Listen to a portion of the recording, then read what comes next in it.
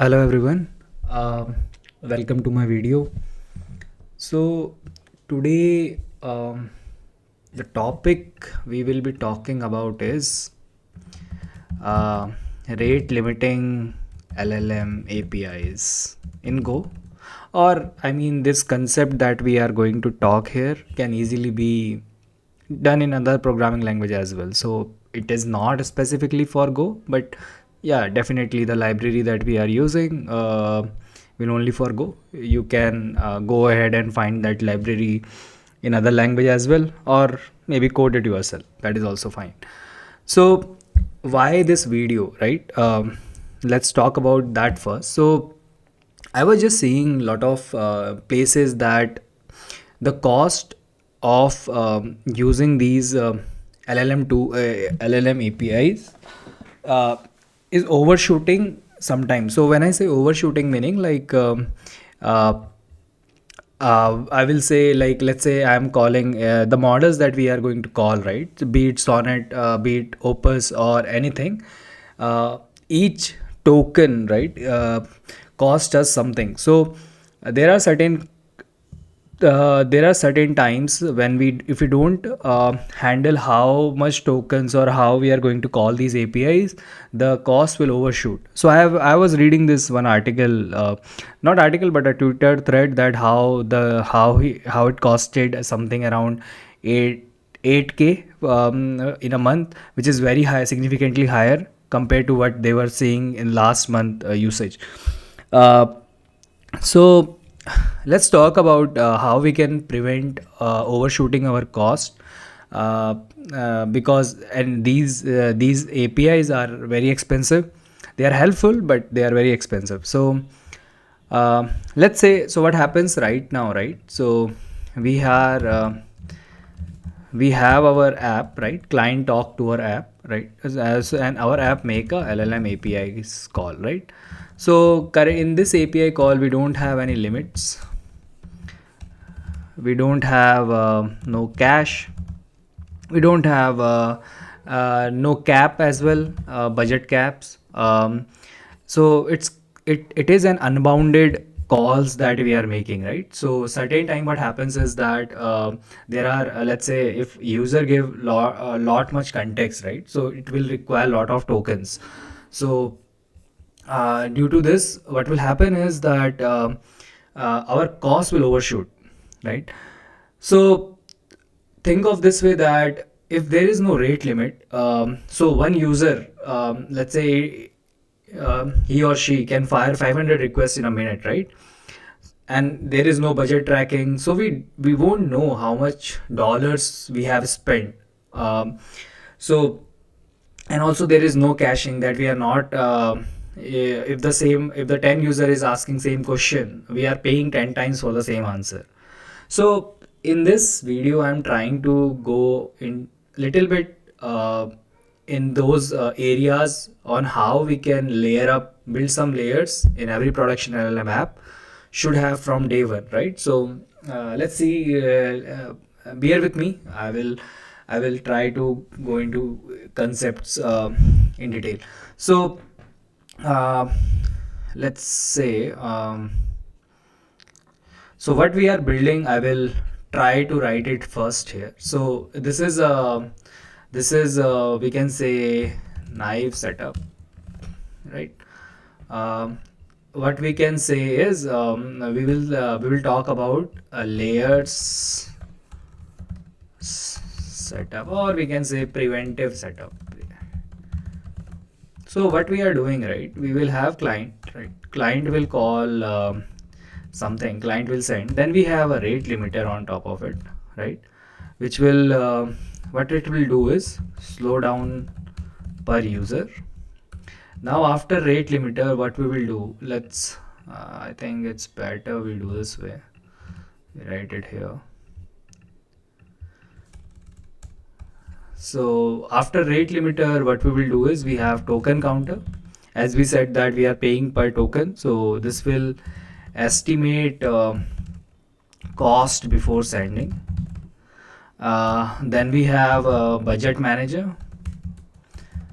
So even though rate limit users are under rate limit, even the token counter is like passing. But every company has a budget, right? Like a bigger company will have more budget, but if we are working as a solo developers or something like that, we have a budget, right? So that is also a layer that we will hard cap on spending.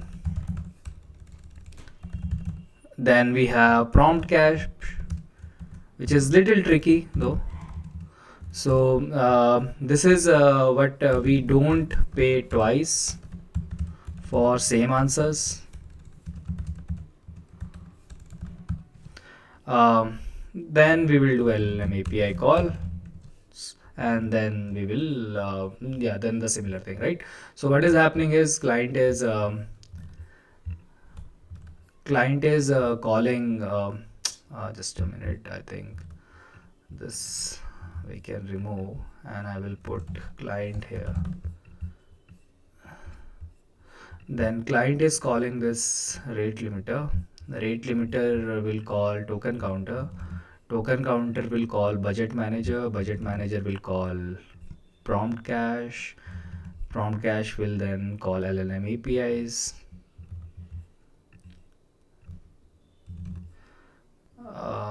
Sorry for the wrong. Sorry for not a very clean diagram, but you get a gist of it, like how the API calls are flowing, right? Um, so before diving into it, let's understand some cost maths. Okay, so we all this is just a pricing that is there. It like I am hoping that this would be right, because last I checked this was the price. So this is the, let's say this is the GPT-4o pricing, right?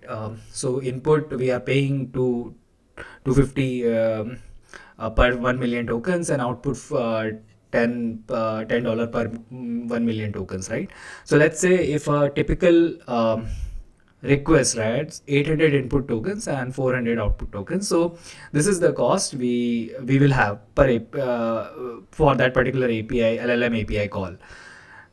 This looks harmless as of now, right? Because it's a very small cost. But when you scale it, when your applications start getting a lot of traffic, a lot of different new users as well, so this cost increase, it multiplies, right? So if you see that 1,000 users, 20 requests per day, 20,000 requests, and assuming that they are following the same input and output token, this basically the same number, they have the same prompt, this will go to $120 per day, and monthly $3,600, which is still fine, right? This is still fine. This is a happy case we are talking about.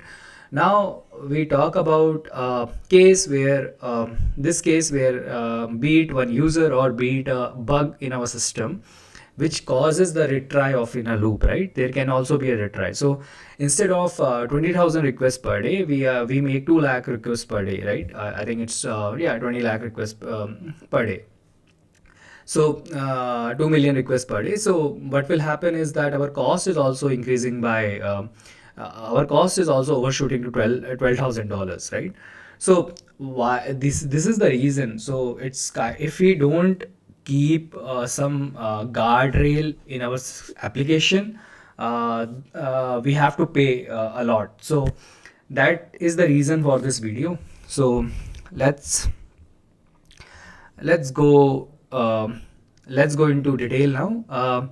So let's talk about the token counter, right? So so what does it do is, it's basically we have a library that we are using called tick token go, which is by OpenAI itself. So what it does is it estimates the token count and cost before sending to an LLM API, right? So what is happening is that instead of knowing after, like what was the cost for this particular API call, we are just estimating it beforehand, so that we basis on that we either accept that particular API call or we will reject it, right? So we will count the token locally using tick token go, the same tokenizer OpenAI also uses. So this is the code written, pretty general or standard code. So that's fine. This is written by anyway by Claude. So it's okay. So what it does is the let's get an idea like what the code is written, because anyway the code you can also write. So the idea is that we will count the token beforehand, and based on the token count, we will accept or reject the request. So what will happen is that if I run this thing, right? So uh, if you see that we have a particular limit set, like when the request should be rejected, right? So if you see, if the prompt is very less, right? So it is accepting the request, right? Estimated cost is quite low, so we are accepting the request. If the prompt is medium, we are also accepting the request. But so right now it is not rejecting, but it is giving an idea about what is the cost of that particular request that we are going to send to LLM APIs. Based on that, we can either reject or accept that request. If we have a higher budget, definitely we can accept that. If we have a lower budget, we can reject that particular large prompt. So this is a one layer that we talked in this right now. Now we will talk about the second layer, which is basically per user rate limiting. So think of it like how it controls how many. If there is a user who is making too many requests in a system, right, in a very in fast way. So we will be using a sliding rate limiter window, which is more accurate than fixed window, and which is simpler to implement. So it is nothing major. It is nothing new. Like we have anyway implemented rate limiter in our other in many production APIs. So it is just using sliding window algorithm, and currently it's in memory. So what it does is it will prevent the user from calling a lot of requests. Uh, Now, what we let's say if I run this, it just will show me the samples though. Yeah. So if you see that each user has independent request counter, limit 20 requests per minute. So as again the code is written by Claude for easier understanding. So Alice will send 25 requests per minute, and then Bob send 5 requests to show isolation, right? So as we have set the request counter to 20 requests per minute, so the Alice request was limited after 20, right? So if you see, the other 5 requests was rate limited, but Bob also sent the same request, but he was not limited because they still have 450. After sending 5 requests, he can still send 15 requests for that 15 requests again. Now there is one caveat in this, right? Right now it is in memory. So what happens is that this is one instance of an application running, right? But in production there are the same application is running in multiple containers. So think basically we are running multiple instances of the same application, right? It's not for ensuring high availability and serving the lot of traffic. So instead of using in memory, we have to use the distributed cache to know what how many because Alice can come to this particular one container, right? So let's say, assuming little out of topic, but think of it, this is a service, this is our app, and this is our app. Both these are the two instances of our app. This is again, let's assuming this is a load balancer, right? Now what will happen is that if Alice sends a request, right, it can either go to app, this particular instance of the app, or either this instance of the app. So if we use in memory counters, right, so the problem will be happening is that instead of limiting on 20 requests per minute, it will go to 40 requests per minute, right? And this will keep on increasing if you have more than one instance. So what is the how we solve this is that we should have a distributed storage, which is, in this case, we generally use Redis as a way. So we know what is the rate limit and how many requests has been served till now. So this is on the rate limiter side. And now let's talk about the budget caps, right? So rate limit will control speed, budget will control total spend, right? So think of it as a kill switch. If a company has a budget of, let's say, $8,000, that they can't spend more than that, even though there are any for all the users, all the requests, they have a cap of $8,000 per month. So this is where this budget layer comes into picture. Uh, we have generally right now we have two levels here. Let's say uh, we have per user and the daily spend cap. So what happens is that in a single script, right, or a compromised API key, it can burn lot of dollars in a minute. So budget manager add two independent circuit breakers, which is basically per user limit as well as global limit, right? What does per user limit does it? It prevent any single user from overspending. So think of it as one user is making a lot of requests, and we are trying, even though everything is checking in, but we have a global budget limit, so we will kill the application at that time for that user. Global limit is that we are setting that $8,000 is across the app, that anytime we reach that limit, we will kill all the requests after that. So let's try to see. So if I run this, uh, yeah. So so it is saying per user limit is 0.5 cents, and the global limit is 10 cents. So we are simulating the request until the budget is exhausted. So if you see that after fourth request, for fifth request we are exceeding the budget, right? So it is not allowing that request, and how that is calculated is basically using the token counter thing. And same goes for and same goes when the Bob is making the request, right? So this is how we are kind of killing our application when we are reaching either the global limit or either the per user limit. So if I have a global limit of $8,000 and per user limit of $100, right? So if a user spend the $100, right, still the other user will keep on the APIs for other user will keep on working. Reason being, I still have the global limit left.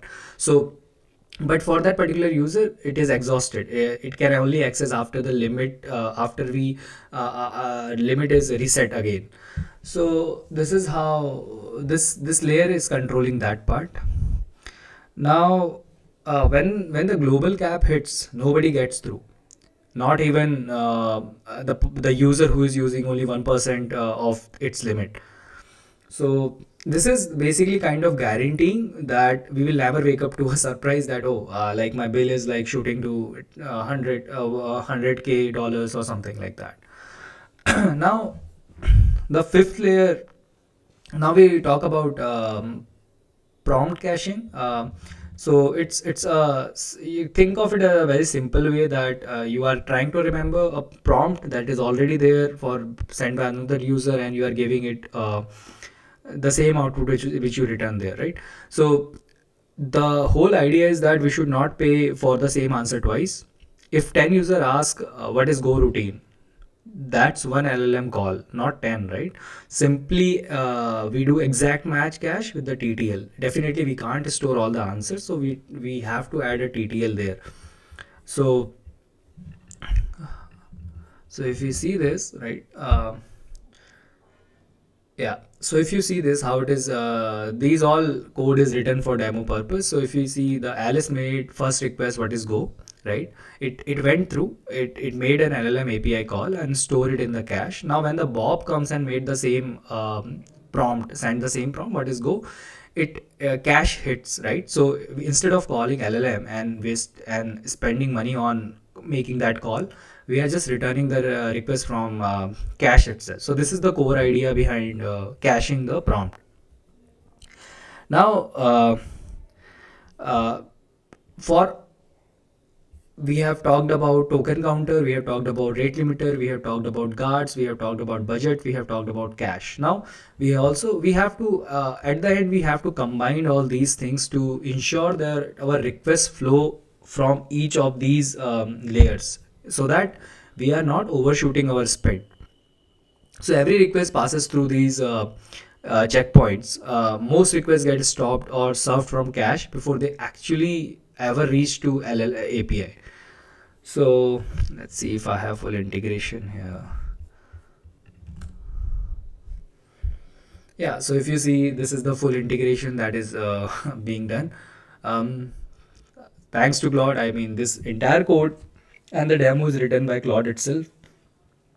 So as you see that when the what is go is called by Alice, when the Bob called it returned it returned it from the cache. So we saved this much amount and it didn't cost us anything. Then we are also seeing that when the prompt size is more than 15k tokens, we are not sending that request. We are rejecting that request. Then again, if we say if we see this thing, when we are calling, when the Dave is calling the request, right, 20 requests per minute. After 20 requests, it is hitting the rate limit, and so the requests are getting rejected. Now for the Frank, right, we are hitting the budget after I think 10th or 11th request, we are hitting the budget, and then it is denied. So if you see, this gives a summary, like when we if we don't add these things, add these layers, so how much cost we are incurring extra, and how much we are saving. So right now this number looks very small to us, but think of it when we have a lot many users, lot many requests, and even the models we are using different model which are costly models, be it Opus or be it other models from OpenAI. So yeah, I mean, that's why we should add this. So so the idea is that I will add a repository link in the description. This is the baseline, right?